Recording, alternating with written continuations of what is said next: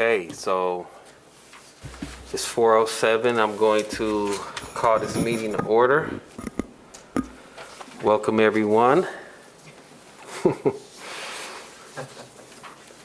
Everyone. This is the meeting of the Grand Rapids Civilian Appeal Board. The purpose of this meeting is for this board to act as a reviewing body pursuant to City Commission Policy 800-02 for findings of fact made by the Grand Rapids Police Department with respect to complaints made by individuals who believe that they have been mistreated by police officers. There are agendas available that will list the order of operations here today. At this time, I'm going to invite our recording secretary, Ms. Claudette Henry, to do member roll call. Hugh Martin Robinson. Present. John Weiss. Present. Russell Olmsted. Present. Michelle Williams. Present. Brianna Trudell. Here. And Sophia will not be here. Okay.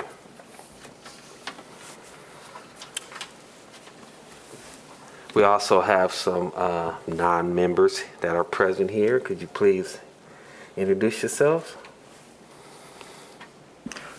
Good afternoon, everyone. Brandon Davis, Board Liaison, Director of Oversight and Public Accountability.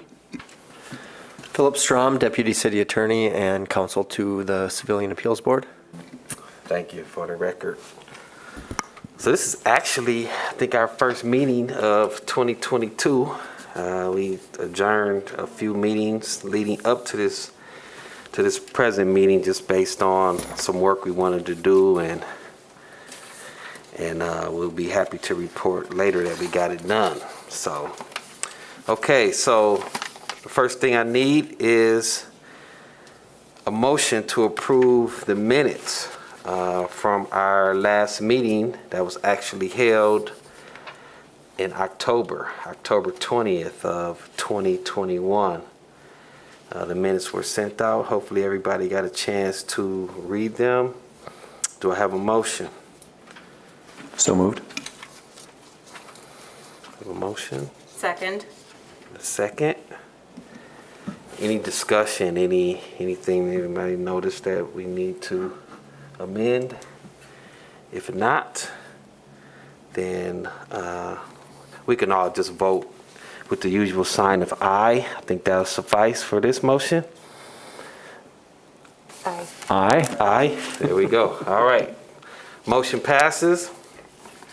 Let's move on to our next order of business, which is our board liaison report. So I'll turn it over to Brandon. Thank you, Mr. Chair, and good afternoon, everyone. My report is rather short today. As I'm sure most of you know, we do have a new police chief that will be starting next month. That is Chief Eric Winstrom. Had the opportunity to have conversation with him and participate while he was going through the process, and I am excited and believe that he's going to be a great addition to the city's team and a great addition to the police department. I look forward to the work that we will all do with him. Additionally, there is some board business that we need to talk about. Since this is our first meeting of the year, generally the board sets its meeting calendar and all of those things at its first meeting, and also votes on officers and things of that nature at its first meeting. Our intention is to wait to do those things until the board's next meeting, whatever date that ends up being. We currently are planning to meet in March. However, there are no pending appeals. So I know that the major business before the board today is CAB's annual report. So depending on what happens with that, staff may have a recommendation not to have the meeting in March if there is no other business, especially given the fact that this is budget season around the city, to give the opportunity to move forward in that way. The last thing that I wanted to address before opening up for any questions, is that this board does know that it authorized the chair to send a letter or reach out to the city manager regarding concerns raised by the board.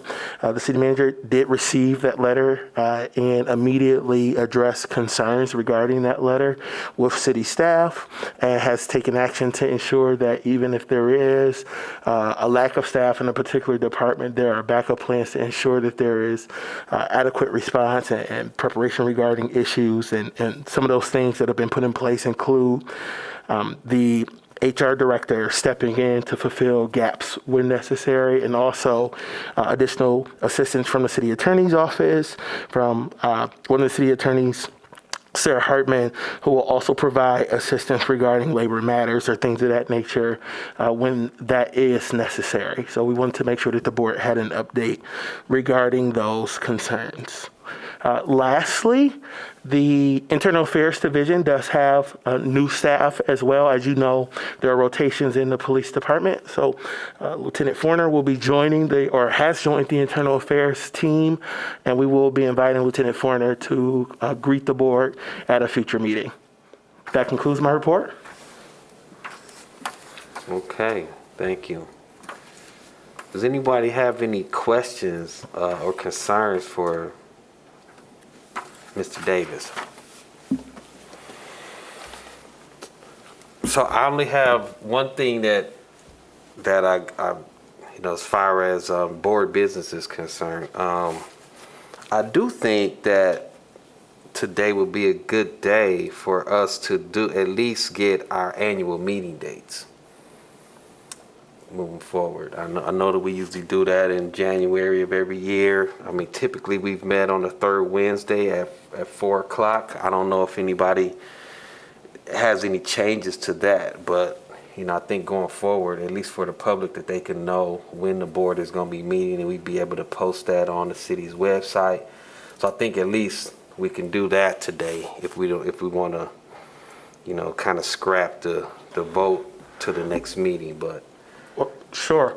With the board's permission, we can adopt the same meeting schedule that the board has used previously, take into account holidays and things of that nature. So remain the third Wednesday of every month at 4 p.m. And if that is the board's pleasure, I think that would require a vote. yeah. I'm sorry. You Yeah, said that- it does. It does Yes, I said it require a would. vote. I'm just, I just want to know if there was any further discussion behind it before I ask for a motion. Okay. All right. Well, at this point in time, then I'll ask for a motion that the annual Civilian Appeals Board meeting dates be continued on the third Wednesday of every month at 4 p.m. So moved. Second? I have a motion. I have a second. Any further discussion? I don't think we need to call a vote on this. How about we just vote with the usual sign of aye? Aye. Aye. We need detractors? None. Motion passes. Okay, so we got that business taken care of. Appreciate that.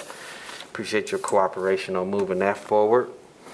Okay, so this point in time, I think we are at the old business piece of our agenda, and we can discuss our long-awaited CAB annual report. So, Mr. Olmsted and Mrs. Brianna Trudell worked along with, in partnership with the Office of Oversight and Public Accountability on the report. So I would turn it over to both of them or one of them to kind of talk a little bit about it, and we can go from there. Brianna, thank you. What you see is what we get. Hopefully we can use this as a kind of like a template for years to come.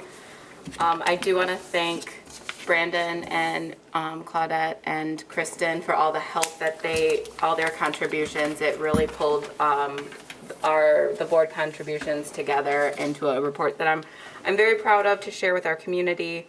Do you guys have any questions about it? So do we need to vote to approve this? Believe so. So this is a board report. So it came from committee. So essentially, the board is just adopting the report as its own. It doesn't require any other action outside of that. There were a couple of edits, if that's okay, that I noticed that might need to be addressed from the draft. But I don't know if it's proper to like do here, or should we submit them? I don't know the protocol for that. I will say, I don't know how extensive the edits are, right? Not much at all. So if it's a couple of things we can just note, that we can do that now. I think that'll be appropriate. Yeah. Okay. On most of it is just like formatting to try to get things on the same page, things like that, so it's easier to read.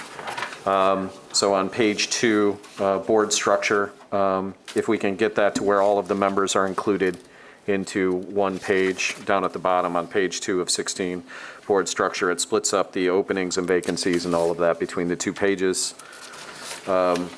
Same thing with the, on page 4, for the GRPD internal affairs complaints and findings, just moving that to where it's at the top of the next page so that it doesn't look blank underneath it. Huh? Sorry to interrupt. No, that's but fine. if we put that bit on the next page. It'll start breaking it out? It'll break up the charts. And, go ahead. I was going to say that this is the board's report, so however you all want to format it, I 100% will do that. Let's be clear about that. However, there was a formatting review that happened. Yep. Just before this version of the draft came Okay. out, and I think the reason it was formatted is similar to what Mr. Dell was saying. It's because on future pages, Okay. Unless the board decides it wants, like a paragraph on a page. That's fine. So. Understood. And the biggest thing, wording-wise, on page 10, let's see, under a year in review, the third line down in that sentence, it's written that it was the first appeal, that we were just about to hear the first appeal of the year. That was wrong on my part. We were actually just about to hear the second appeal of that year. So that should be changed to the second instead of the first. I'm sorry, can you give me the Yep. line again? It is under a year in review on page 10. It is the fourth line down. It says, then in March, as CAB was preparing to hear its first appeal. That should be second appeal. Understood. Ms. Henry, did you get those? Thank you. And I think that was it. Did anybody else have anything? Oh, yeah, the formatting. Yeah, John brought that up. The formatting on page 13, I thought, under looking forward, I thought that those were bullet pointed under simplification of language, expedited timeline, to gather materials for CAB, all of that under that second section underneath looking forward. Yeah, I think that was as well. Okay.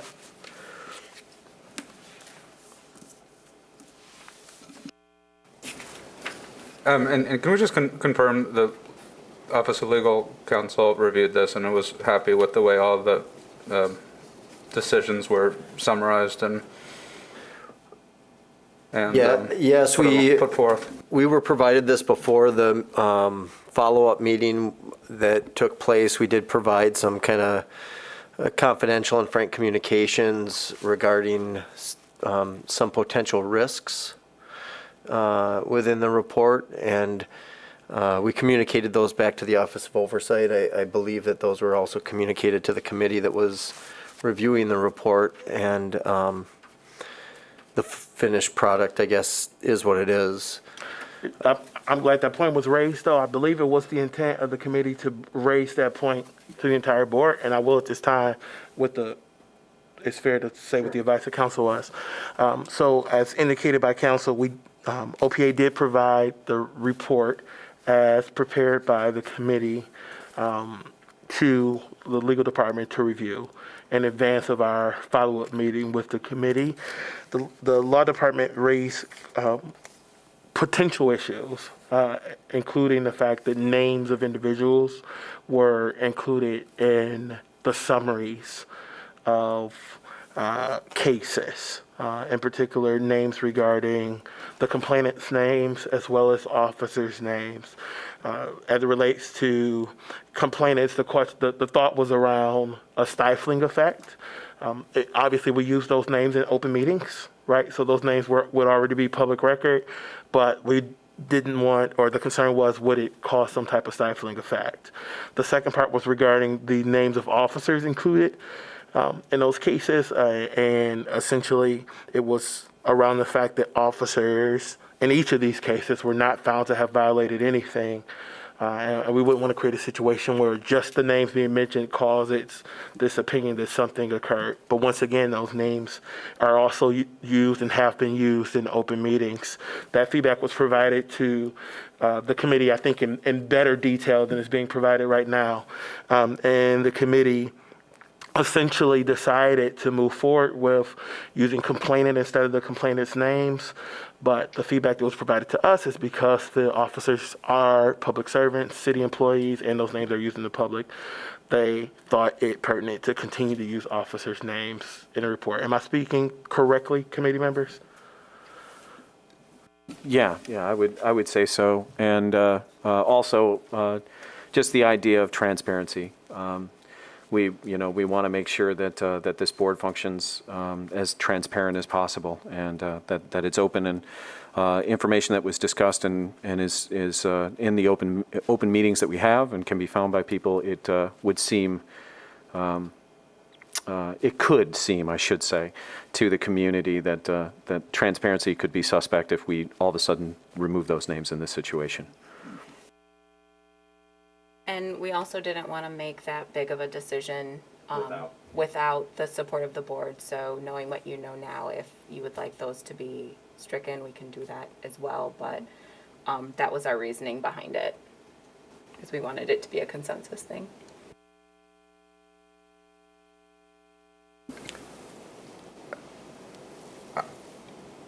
I don't see an issue with, I guess I would just want to, if this is in the public forum is correct, I'm just curious what the exact risk is in using the officer's name, and whether that's, you guys are satisfied with that from the, from a legal perspective, and concerning other interactions that go on with the city police department.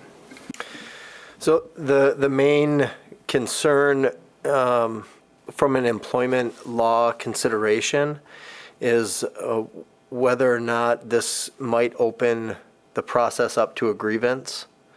And so what we looked at was the past reports that this board had provided to commission, and although it was different composition of the board, there previously were not names of complainants, nor were there names of officers associated with the complaints. There were complaint numbers, and there were more general descriptions of the allegations that were driving the reports, and then outcomes.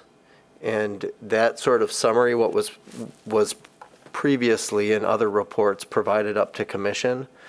And so given that that's the past practice, it may create and invite a grievance from a labor law perspective, which we do confidently defend grievances all the time.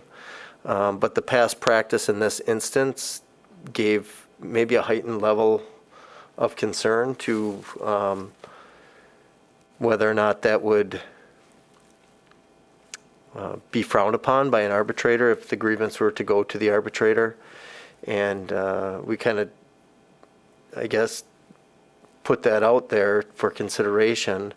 And knowing that the integrity of the board sometimes is impacted by whether or not those labor cases are successful or unsuccessful, we wanted to just make sure the board knew the risk involved with making that decision and was comfortable taking on that risk in case it was an unfavorable decision down the line. I think that the repercussion would be that we would be forced in future reports not to provide that name. I don't think there's a specific statutory reason confidentiality provision within the law in terms of statutes that would require us to keep it confidential, but it's more of a collective bargaining issue and more of a past practice as opposed to a contractual provision that has been bargained for in the past. And does council think it has any impact on individual case proceedings and the use of officers' names in the future, or the way that you said it was limited to the fact that it would be, the names would not be used in future reports? I just want to make sure that, like, you would think it would be contained to that forum of future annual reports as opposed to a more of a sort of general inability to use names in open settings generally. Is that too much? I mean, is that extreme for me to think that that could be an outcome? So I would say that the precedence is probably a little bit unpredictable, you know, depending on what the outcome of the non-existent grievance might be, how that may be utilized or used against the board in carrying out functions. I don't think that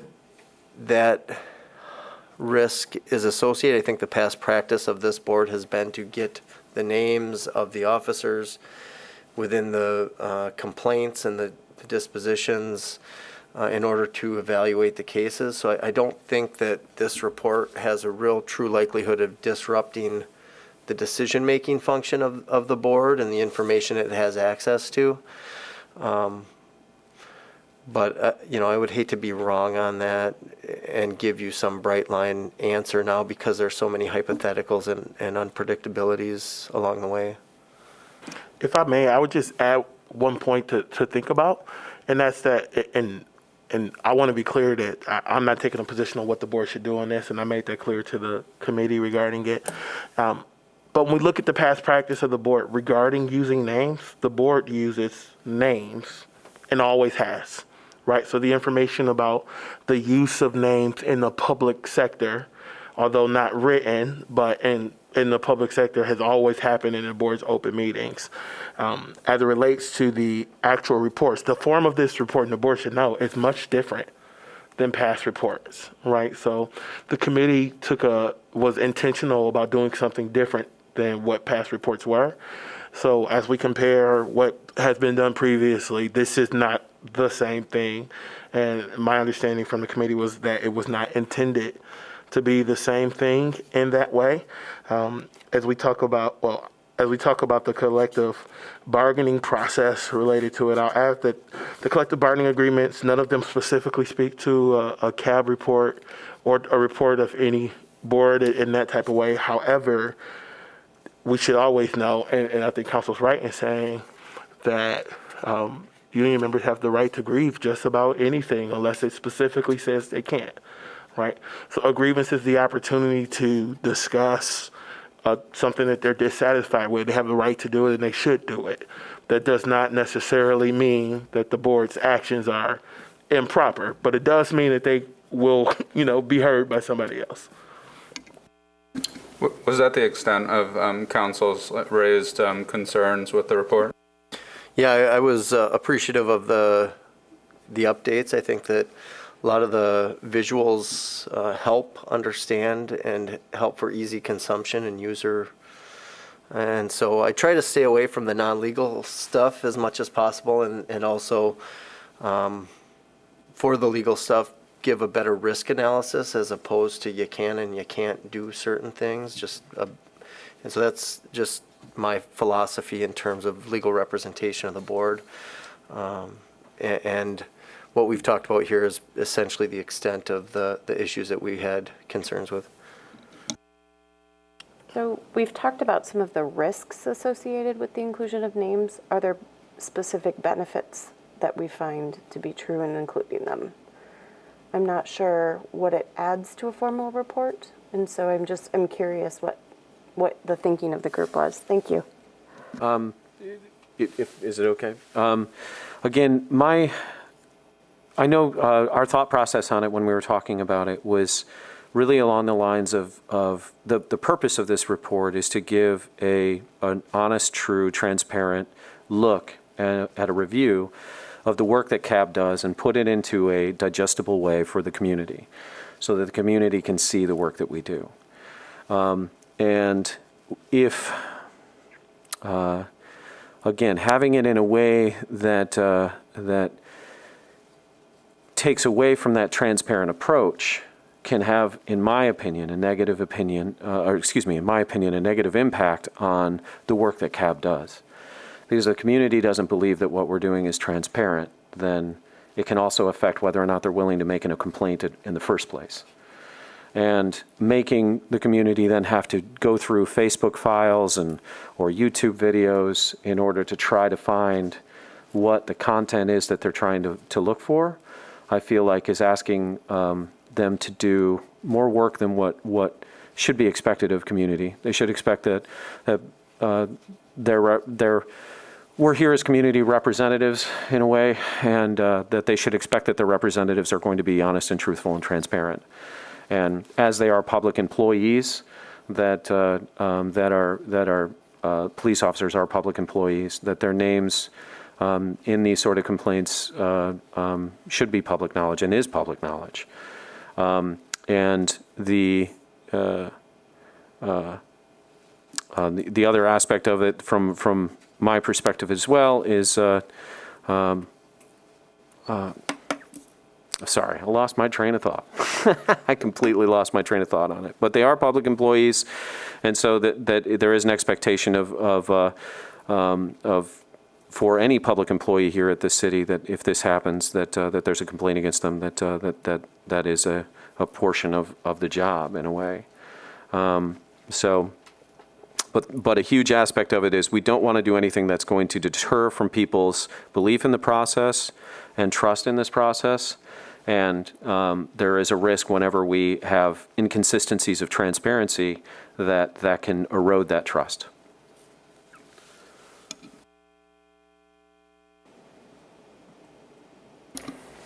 When I was reading through it, and everything else is so formal, and we refer to different people as complainants and cases and all of that, and then to see the officer's name, I immediately wondered if it should have been included. And it detracted for me from the overall summary of the work. So just another perspective. I'm not sure, for me it added. And since many of our cases were affirmed in terms of IA's outcomes, I also wonder if there's a potential harm, given that if an officer's name's here, it gets Googled, someone doesn't have the full context. Is there a flip side where we're potentially adding to community distrust by adding it in cases where we have affirmed the outcomes? No, that's, your counterpoint of view is really appreciated, and that's kind of like why we left it in, and we thought about, the Google searching for the complainants as private citizens.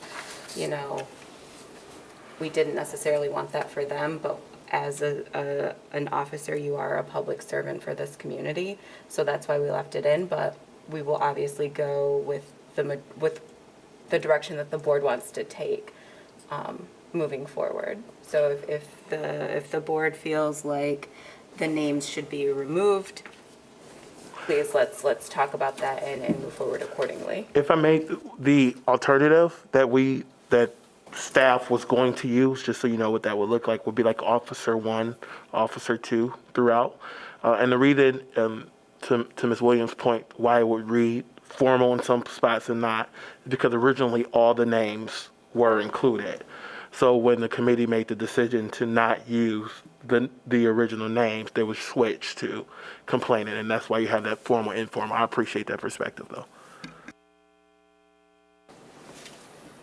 The only other point that I would make on it is that I agree that that there could be that sort of perspective on it. But within each one of these summaries, it does state that the appeals board affirmed that with IA that the officers did no wrong. Yep, in capitalization, maybe, perhaps there's a way that we can, I mean, even make that's that not- more of a distinction, but. I'm sorry, I'm not really sure where I fall on this yet, but that's not exactly what most of these say, and like formalistically, most of the time they're not sustained, and then we're affirming not sustained. So essentially, it's a lack of evidence. So it's not really clearing the officers in many of these cases because there's just a lack of evidence, and no one will ever really. I mean, there's just never going to be a formal determination. So I guess just like one question maybe that would be to council or staff liaison is, are these names got like, yes, we've used them actively during our own meetings, but are, like, what aspect of the disposition reports, and just refresh my memory, what part of the disposition reports and else, like, what else in the record is going to be available to the public via FOIA or elsewhere? There is a FOIA exemption that generally applies to law enforcement personnel records. As a FOIA coordinator, I would tell you that I do a very meticulous case-by-case analysis to determine, because there's also a balancing test that goes along with weighing whether or not to disclose or not disclose information that may be exempt. So a public interest balancing test versus the interest of the non-disclosure to the agency and the employee. There's a careful consideration, a stream of cases having to do with Michigan State University and ESPN that kind of predicates that analysis. And so I would say that law enforcement personnel records are generally more exempt from FOIA than general employee personnel records. There's also a Bullard Pull-Wiki Act, which is an employee right-to-know process that an officer and an employee is entitled to when their personnel records are requested, that could cause them to file injunction requests to prevent that disclosure in certain instances. And it also, not to get too much into the weeds, but requires a timing analysis, because discipline over 4 years old is generally removed from the file before it's disclosed under the Bullard Pull-Wiki Act. So it's a rather complex analysis when FOIA is utilized to request employee records. And there's a careful and sensitive balancing of the employee's right to employment and expectations of freedom from certain privacy things that come with employment and employment records in HR, versus the fact that you are a public employee and there is less expectations of privacy for public employees than may exist within the private sector. So I know that's clear as mud, and it's a little bit legalese, but that's the truth, is that it's really a case-by-case evaluation based on the employee, where they fall within the organization. Is it a police employee or a non-police employee? And then what information are we exempting? And it's not records. We usually provide the record, but we redact the exempt material from the record, because usually on a page of paper there's going to be a lot of non-exempt information, so that the requester gets that, but any exempt information, whether it's privacy or potentially IA related information under FOIA, there could be exemptions that are applied. That said, there's often times that pursuant to FOIA we do provide disciplinary records for police officers or other employees that are not exempt. Some elements are, some elements are not. As a follow-up, would this be considered, would the complaint, the complaint process that we've got right now, is that considered then our process, our role in that? Is that considered something that the public would need to FOIA? Yeah, well, generally, yes. That's how they would get information. We may more proactively put agendas and minutes publicly available where you could get certain information without FOIA, but if they wanted, for example, to receive the same packet that each employee got, or I'm sorry, that each board member got, we would ordinarily request them to do it via FOIA. Right. So we could have a consistent response for future similar requests. But I guess my point being, our deliberations aren't something that needs to be FOIA-able because they're a portion of the Open Meetings Act, correct? True, yep. And in those open meetings, we use and that has been the tradition of it, and that this board has always used the names of everybody involved. Yep. So precedent is there as well. That's where it gets to me where we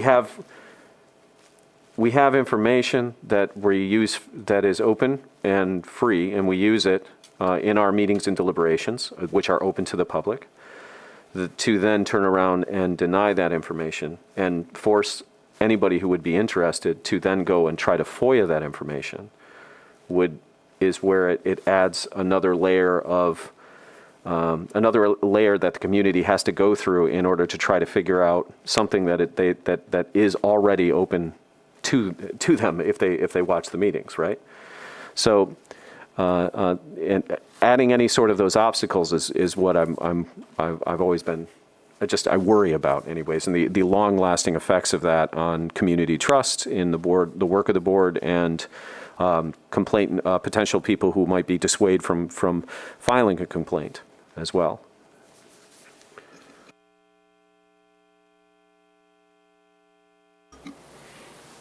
Any other comments?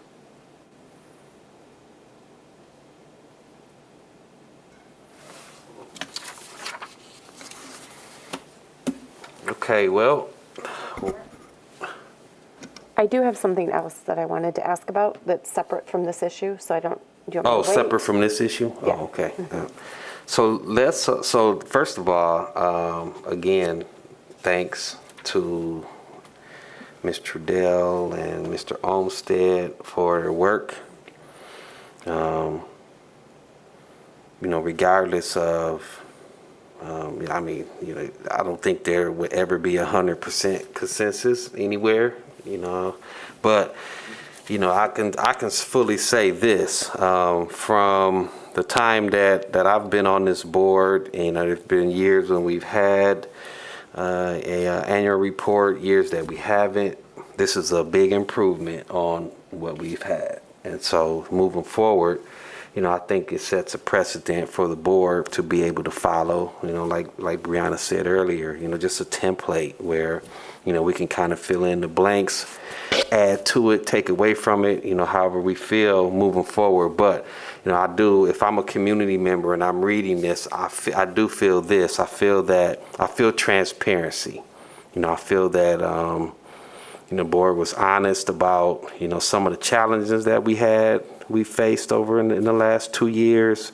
Talked about some very serious appeals that we've had to face, and then some challenges that we've had, and just, dealing with the police department and in the city, and, how we've been helped, and then there's still some things that obviously we need to do moving forward that can even bring this board, to be even more something that the community can be proud of, and just a well-oiled machine. I think that's what we're all looking for, and I think that's the direction we should be moving in. So as far as those things are concerned, I think that we wanted something that we could all be proud of. I think that we've accomplished that. So thank you for that and for your work with that.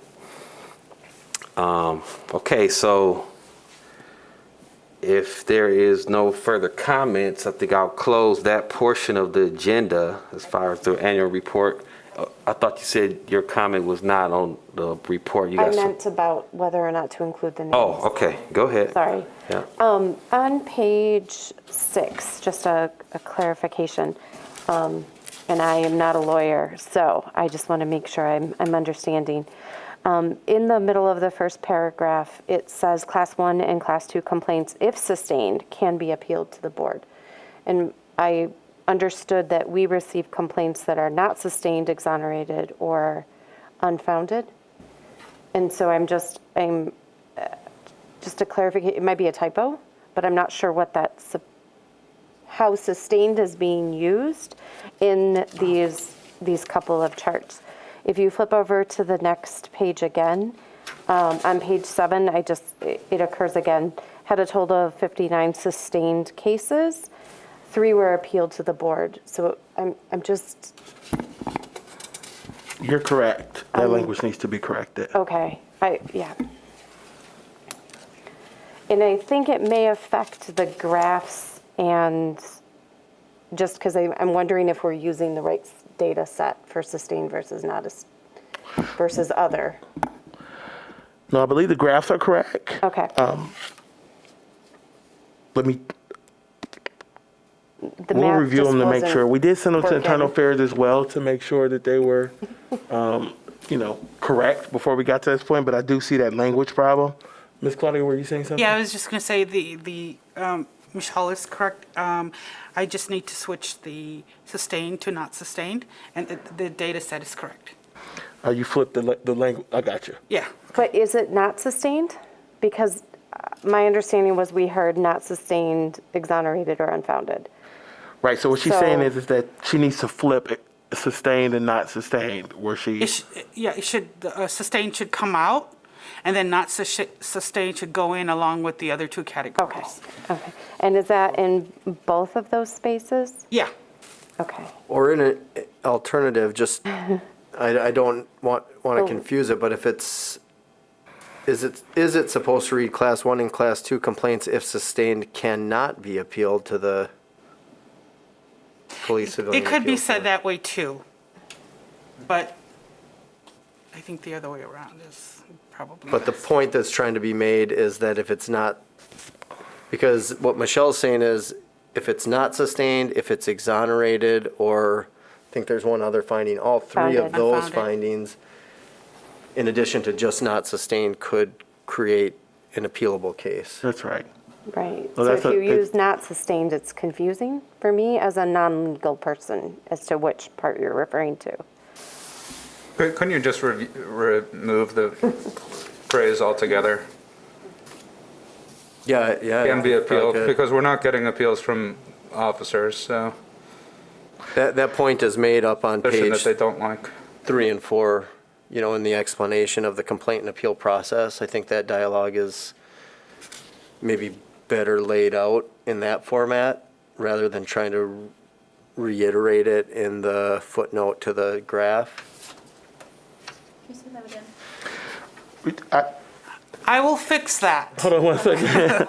What I would like to do is just add the word not, right? So Class 1 and Class 2 complaints, if sustained, cannot be appealed to the Grand Rapids Civilian Appeals Board. I think that provides the clarity that's necessary. That's the missing word. And I do think it's some value in having a sentence there so people understand why the numbers are the way they are. But that's a great catch, and thank you for pointing it out. Can you check the next page 7, that paragraph underneath the appeals and outcome? So I think it's just a matter of removing sustained completely, because then it would be of 59 cases in 2020, and of that total, 56 were eligible for appeal. So if the data, if we're looking at the right set of the data, perhaps that word should just be removed? I think you're correct as well. We'll do another review of all of the graphs just to make sure.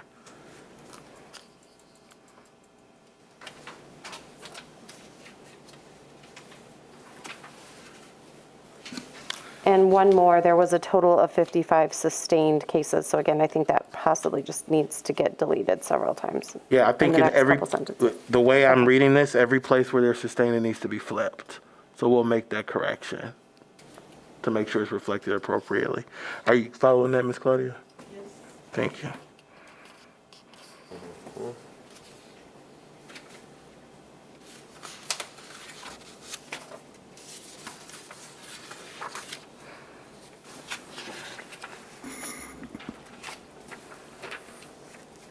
Okay, good. Many eyes make less work, I guess, right? Good. Okay, so with that being said, and those corrections to the report, those suggestions, so that we can clear it up and get it out to the public, I think we'll close that old business section of the annual report. Just two things, sir, if I may. Oh, okay, yeah. So one is the board, whatever the board's pleasure is related to the names of officers. Staff would need clarity around that point, and I don't think it has to be a formal vote. It could just be a clear consensus of the board. Is that fair to the attorney? Yes. So if the chair will be willing or wants me to facilitate that, that's fine. And then the other thing is it will have to be formally adopted by the board. So ultimately, the report has Needs to to be be, voted on. okay. Well, we started the discussion about the name, so we should finish it. Yeah, I think that maybe we just maybe everybody just, talk a little about I would how be you feel interested. about it, and then we can, I would be interested in the chair's view on the question. yeah. Okay, well, how I feel about it is that, again, when we're talking about transparency, everything that this board talks about is on record. I think that, I know that in the past we have used just case numbers, but again, I thought that the short summary piece of each case with appellate's names as well as officers' names, I didn't see any, I guess, for lack of a better word, harm that it would cause. There were some questions about, could it possibly lead to more community distrust? But again, in the end, I think that we maybe if we wanted to look at it more on a case-by-case basis, if there was one that didn't go in the officer's favor, then maybe then that will be one that we could take it out. But as far as I'm concerned, the way it read, I think it was fluid, and I would vote to leave it in. And I think that would be my preference. So, but I'm only one vote or one person, so I'd like to hear what everybody else has to say. I know how Brianna feels, but what about, I'm sorry, Michelle, excuse me, I know how you feel, but what about Brianna and Russell and Vice Chair? Sorry, I didn't have my mic on. I don't know how I feel. I was just raising the concern, so. Okay. And I think I've been pretty clear about how I feel on it, so Yeah. I think that's, Okay. Yeah, I'm fine leaving them in. If the majority wants to take them out, I'm also fine with that. But I think, as public servants, we take that risk in putting our names out there. Like, our names are connected to these things as well. So that's kind of where I stand.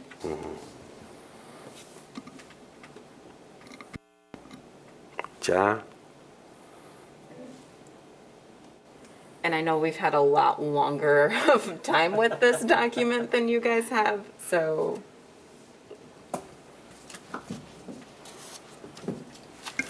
Yeah, I'm just not sure. I don't really love either choice, which is a terrible answer. Just put out 2 reports. I just think that there's, Yeah. part of me thinks that I agree completely with how the so-called stifling effect of not including complainants' names, but I do see sort of like a stark differentiate, like, I'm playing both sides evenly. The same reasons we're saying about the public name would also apply to the complainant's name, which bothers me a little bit not to include the complainant's name and to sort of name the officers. I do think that the internet provides a search, makes this searchable, and it will be easily consumable by anybody who's ever going to Google these people's names. Nothing was sustained against them as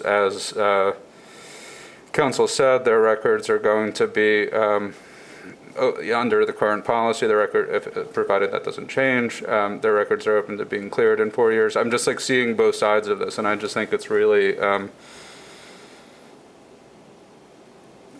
tough. It seems to me like there's I think it's a really good report that tells about our struggles, and I think and our successes too. And I think the public, to the extent that anyone watches this or could watch it, or it's available, the information is there. So I'm okay with an outcome that includes the names. I just think that it's a big step that I wouldn't take too lightly, and I don't think we are. But if council's not going to tell us not to do it, and tell us that the risk isn't too grave, then maybe I could just stop talking now. But I just part of me just thinks that there's an unevenness that just like kind of leaves a little bit of a bad taste in my mouth. But that's kind of where I would leave it, I guess. And it seems like there's the votes. I mean, I would probably vote to support it, I'm not going to vote against it. Yeah, please. When we were discussing about it, there was the same type of feeling on my end about wanting to include both names as well. The issue with it in this instance that I struggled with was the complainants, when they filed their complaints, did not know that their name would be included in a year-end report. And,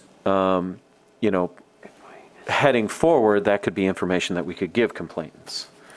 But in this situation now, to have that be something could be, again, it could be something that they didn't necessarily sign up for as private citizens.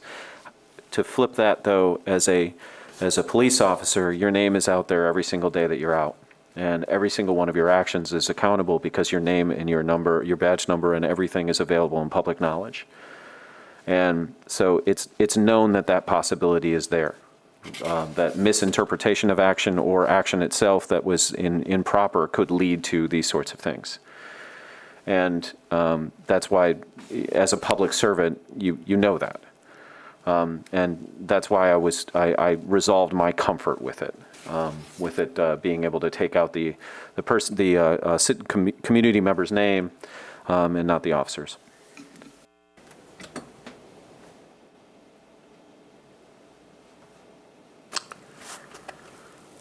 Well, doesn't really sound like we are at a consensus at all. So go ahead, Michelle. Just wondering, in many of our cases, that was not sustained, and the not sustained was what was affirmed, as was mentioned earlier. But we do have one case where it was unfounded, and we did affirm that. So just wondering if we want to look at it in terms of the sequence of outcomes, if there's any reason to do that. Not to make it more complicated, but just because I do think it's good that we're struggling with the question.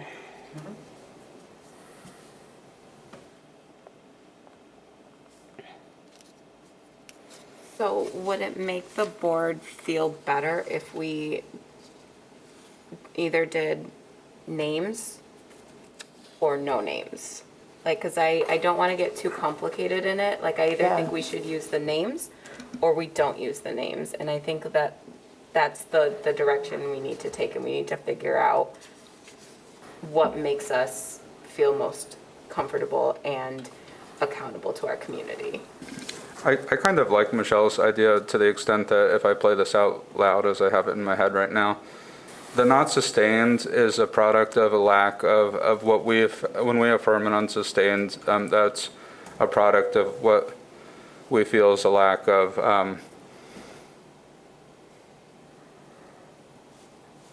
evidence or like full investigation or what have you. Obviously if we're just agreeing with internal affairs that there's a lack of evidence, then I guess what I'm trying to say is, like, I think there could be some sort of, like, to the extent that it proves to make a difference at all, I think it could be some incentive that when it's unfounded and affirmed as unfounded, why would you, including the name, would seem less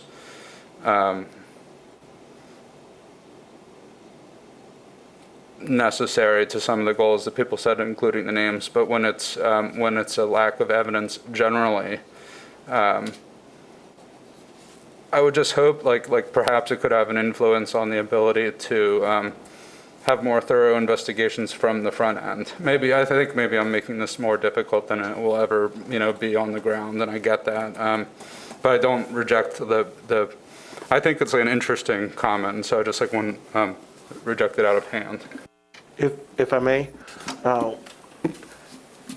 so as you talk about whether or not to include names, I think it needs to be consistent with whatever type of allegation or result, right? Because the counter could also be true. So let's say that this board has the authority to reverse a decision, right, of internal affairs.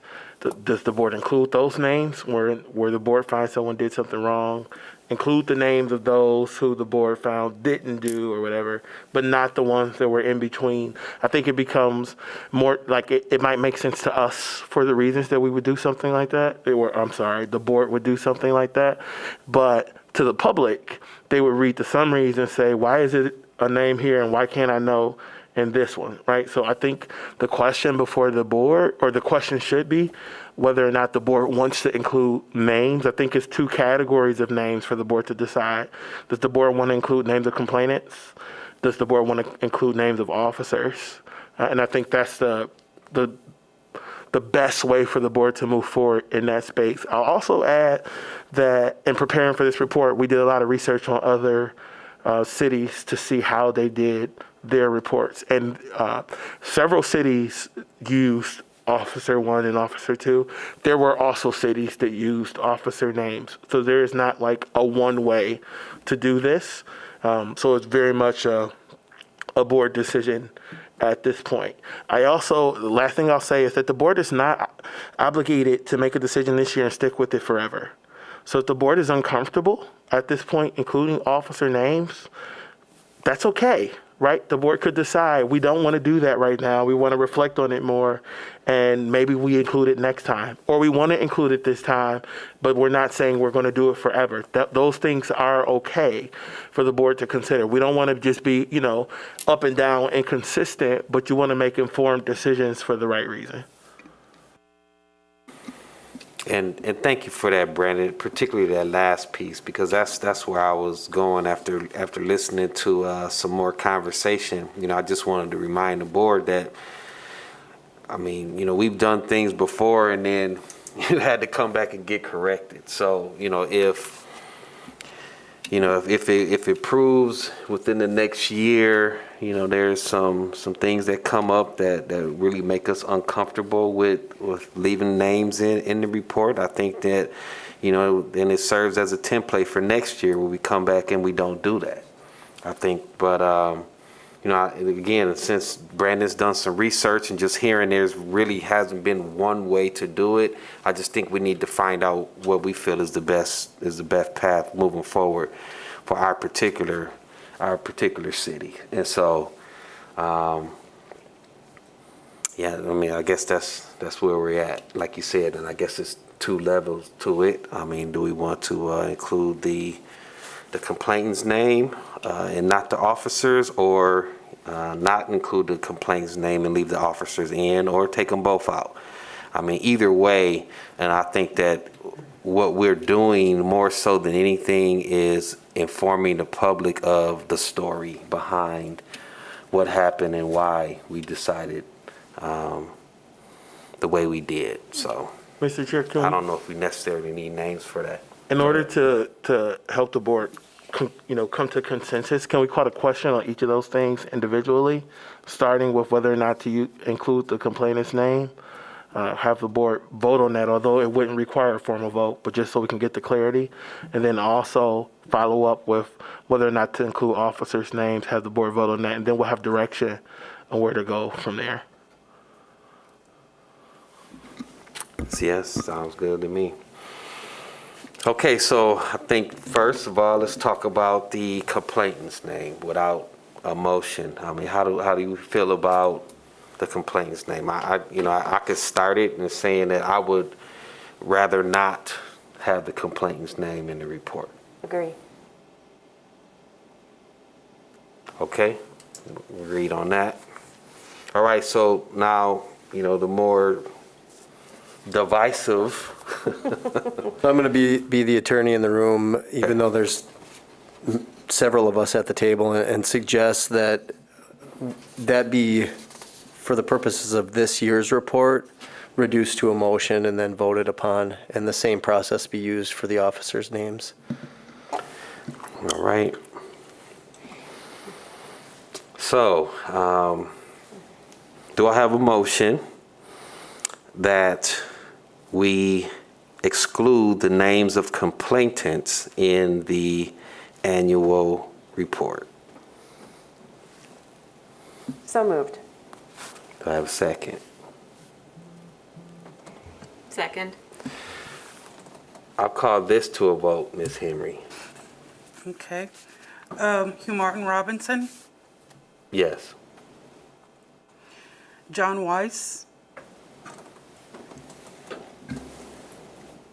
The question is to remove, to exclude, to exclude the complainant's name, correct? Yes.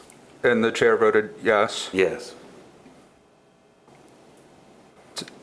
as currently written, yes. Okay.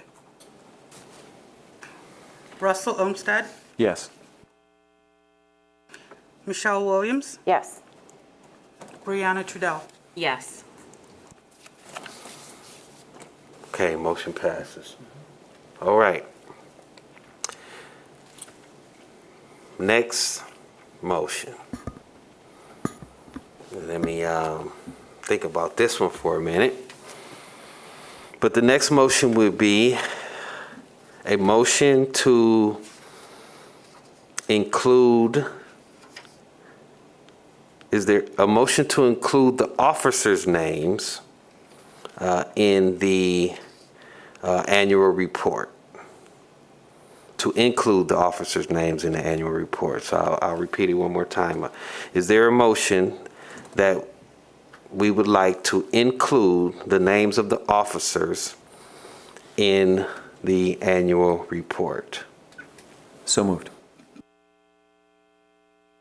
Do I have a second?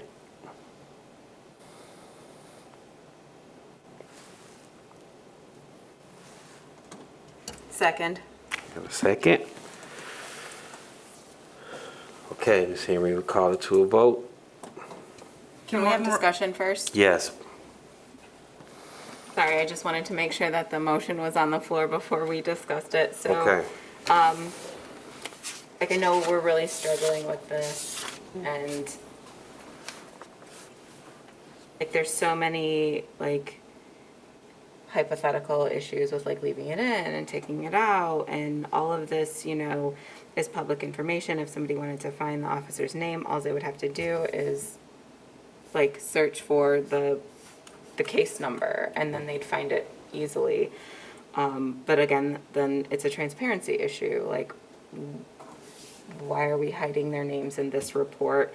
But then, like, I'm also dealing with consistency, like, we have complainant, but then we have names. So I guess it's like, what I'm asking us to think about is how we want it to read for the public, and how much work do we want the public to do if we make it consistent? What are your thoughts on that, friends?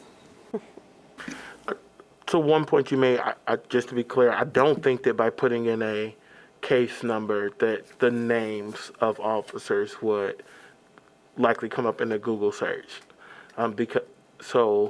If they're left in the report the way it is, it would. But outside of that, I'm not aware of a way that the case number would be linked to officers' names in the public.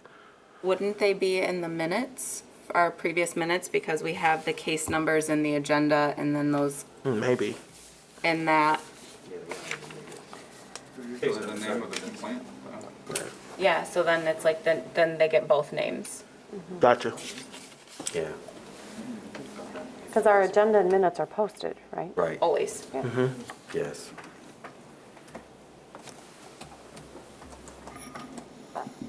Brianna, I concur with you. I think the idea of having consistency, I think is good. I think the fact that,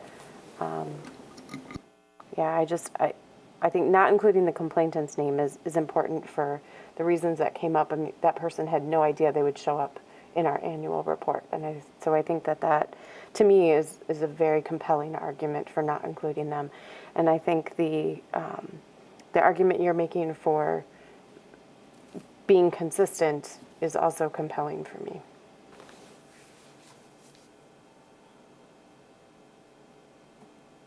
Yeah, I'm torn. Like, it's like, I know. you know, like, how do we want to do this? But I think, like, as a board, it's like, what do we want to stand for? Do we want to stand for consistency? Do we want to stand for transparency?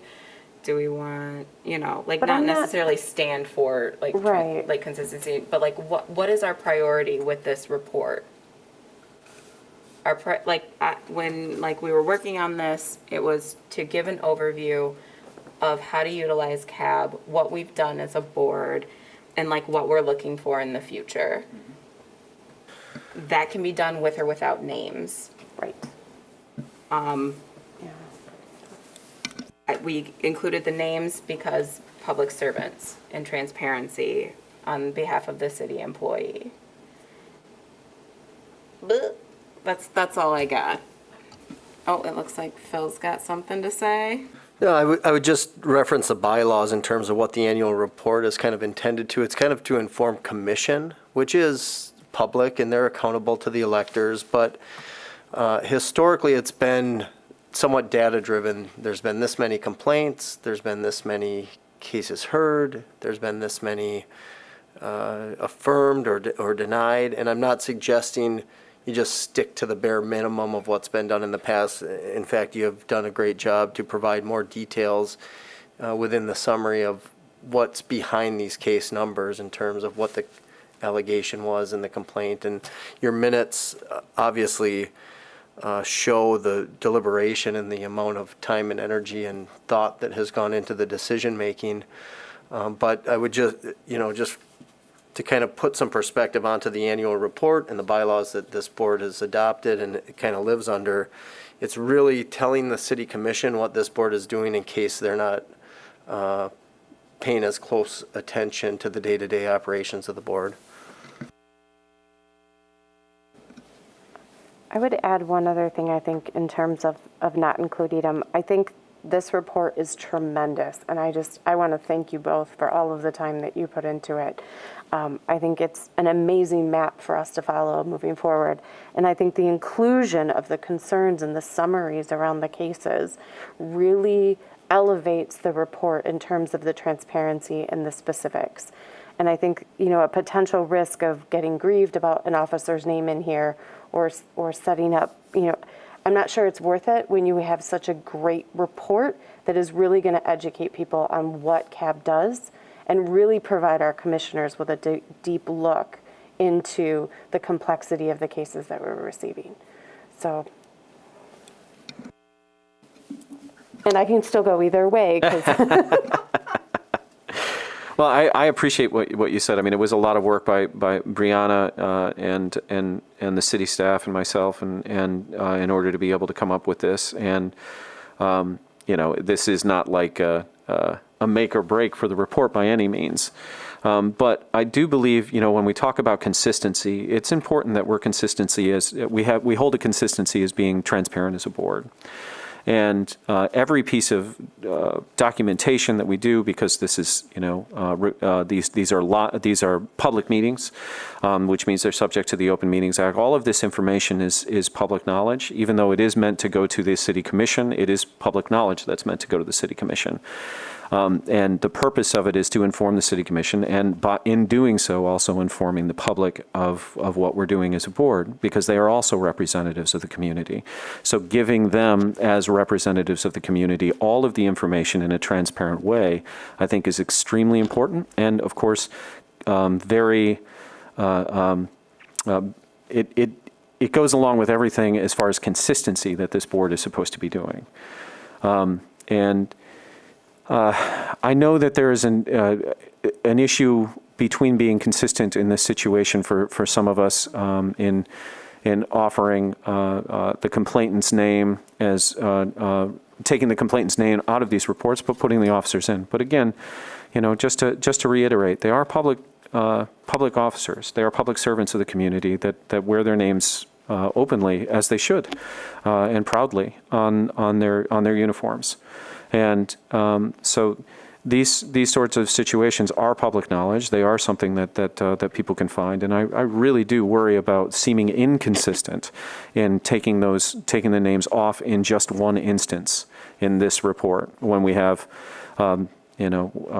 when we have the opportunity to remain consistent in everything that we're doing in the board and how we hear these cases and present these cases.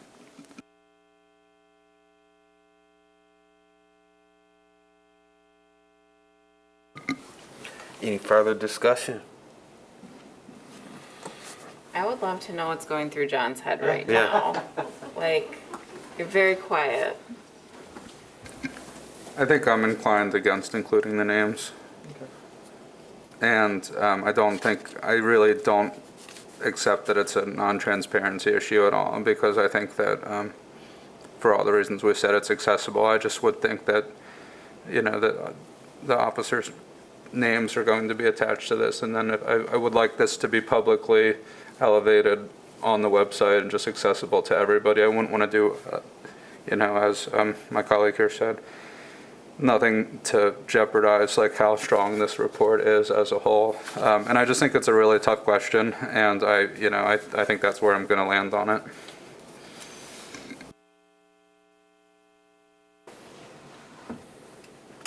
Okay. Anything else? Ms. Henry, can you read me back the motion? Because I forgot if I said include or exclude after the, include. Okay. All right. So we're ready to call it to a vote. You want to repeat or not? Yeah, please. No. Do you want to repeat? So, okay, I'm gonna try to repeat it. Okay, so the motion is that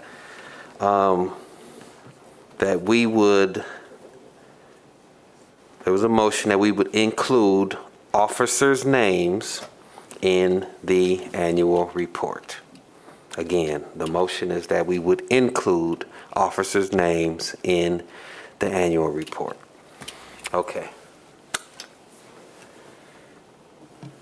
Okay, Hugh Martin Robinson, I'm gonna say no. John Weiss, No. Russell Olmsted, Yes.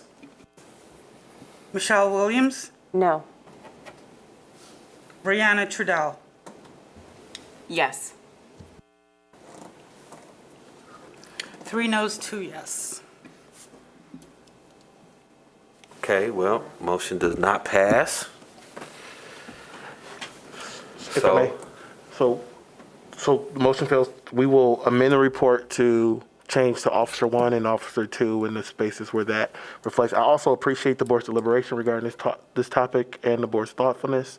I think it speaks to the board's intent in doing the right thing, and I think that matters. And that's a big deal. So thank you.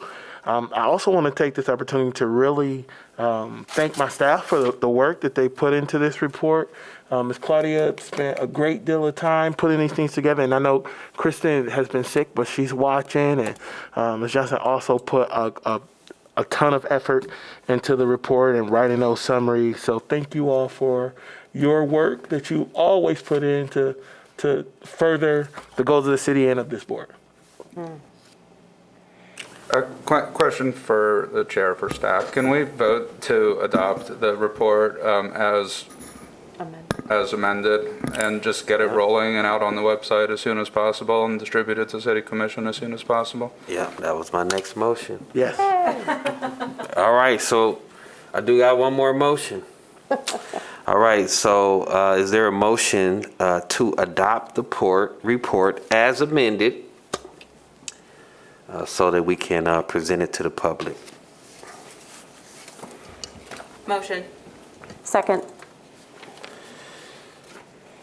Okay, Mrs. Henry, Yes, Henry, please. I got all these last names going around in my head right now. Miss Claudette Henry, please. okay. Hugh Martin Robinson, Yes.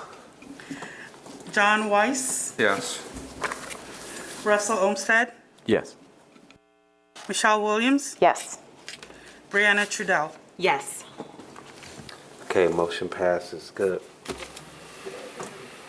Can I compliment the board on the governance that just took place? Because despite there being some non-unanimous decisions, to have the respect of your colleagues, to recognize the work that went in and the deliberation that was done, it makes me, proud to serve alongside you on this board, to see that type of governance take place and it not be kind of like a personal disagreements bleed into efficient governance, and that's really encouraging to see. All right, thank you. Okay, so at this point in time, I will close the old business portion of the agenda and move into the open discussion portion. Do we have any open discussion? Just had a question. I noticed in a couple of different places and got an email about reapplying for the board positions for this upcoming term. And it caused me concern that every single person on the board expires on May 2022.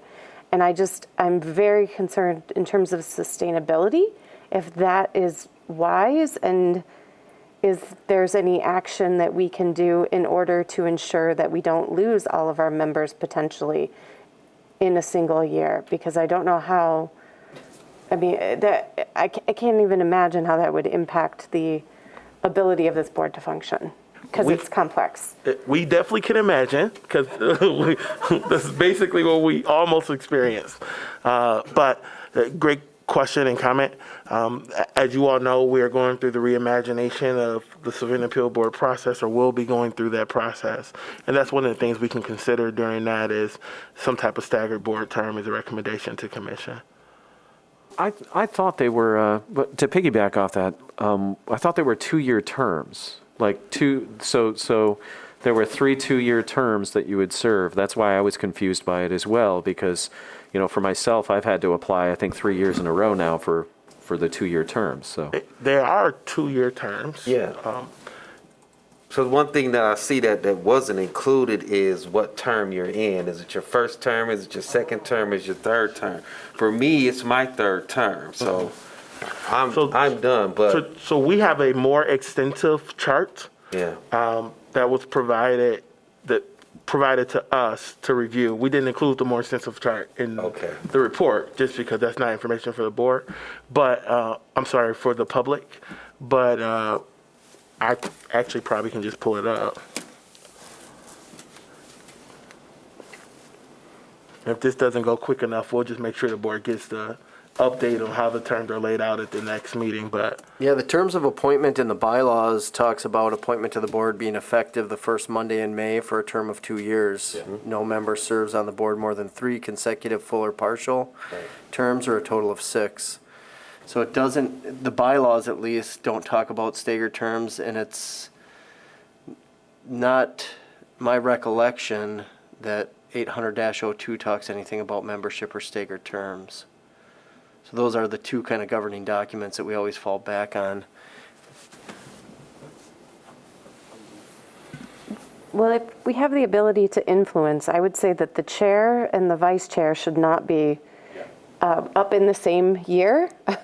And at least half of the membership should each year be on a different schedule. So again, I don't know if there's a way to impact that and how we might support that, but please don't go anywhere, team. sure. So first of all, again, thank you for the feedback. We will consider that and try to work that into the reimagination process. Because I agree, consistency on this board matters. I did review the chart that I was provided by the clerk's office, and it indicates that everyone's term end date is this year. And I sent the follow-up just to make sure, and was told that the CAB terms were 2-year terms, but they do expire the first Monday in May. So that is the information I have at this time. I'll do one more check just to make sure everything is lined up, and I'll ask more specifically about appointment dates. and I'll check based off of your original appointment date, just to make sure that's accurate. Okay? And there is a reiteration in 800-02 that it kind of escaped my mind, but it, again, doesn't mention staggering terms. It just kind of reiterates what the bylaws say, or the bylaws reiterate 800-02, given that was adopted first. Given the vacancies that we have right now, does that create an opportunity for us to leverage those vacancies as, initially 1-year appointments if filled and then into 2 years? Just a wondering. See, that's to piggyback off that again, that's why I'm confused by this, because my initial appointment was to fill the second year of an open term. Yeah. But then I had to reapply the next year, and then the next year, and then the next year. And I'm just confused as to how that works when it's supposed to be 2-year terms, if you understand. Yeah, I understand what you're saying. Right. So what I'm hearing you say is that you've been asked to reapply each year instead of biannually. Right, which confuses like when I have no idea anymore what term I'm in because of that, so. Sure. So again, the information we have a list of what term each person is in, but if you were asked to apply every year instead of every 2 years, that's something we need to follow up on. Yeah. So I'm sending an email now to follow up on what you're saying, and when I have more of an update, I'll provide it to the board. Thank you for bringing it up, though. Yeah, I didn't know that, Russell. One other thing too, to your point about the vice chair and chair, because that's something that's voted on every year, I'm not sure that would, I don't know how we could lay it out to where it's staggered consistently. So that's something that we would have to consider in the reimagining process as well. Yeah, Brandon and I were kind of talking about that when we were preparing for this meeting to decide, why do you elect your chair and vice chair in January when you reappoint in May? So maybe in the reimagining process, aligning that election to be an organization. So maybe the appointments actually come closer to that January meeting, or the election comes closer after that May meeting when the appointments are made. So those are all things we're hoping to present in a consolidated way.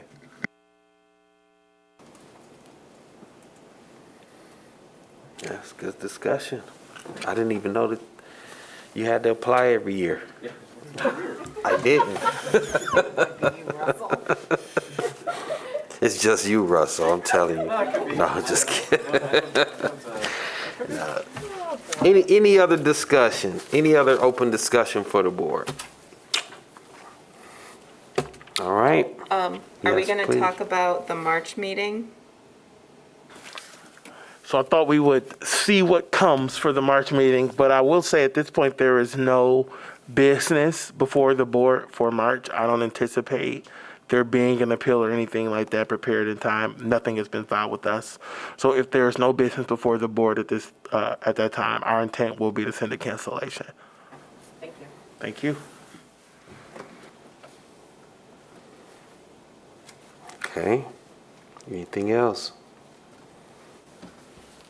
I just want to thank the rest of the board for allowing Brianna and I to work on this, and thank again, recognize again personally one more time all of the hard work that the staff at the OPA and Brianna and everybody put into this. It was a lot of work, and I think it is an excellent template, and it sets a good precedent for moving forward for this board, and it's just been a pleasure to work on it. So thank you again.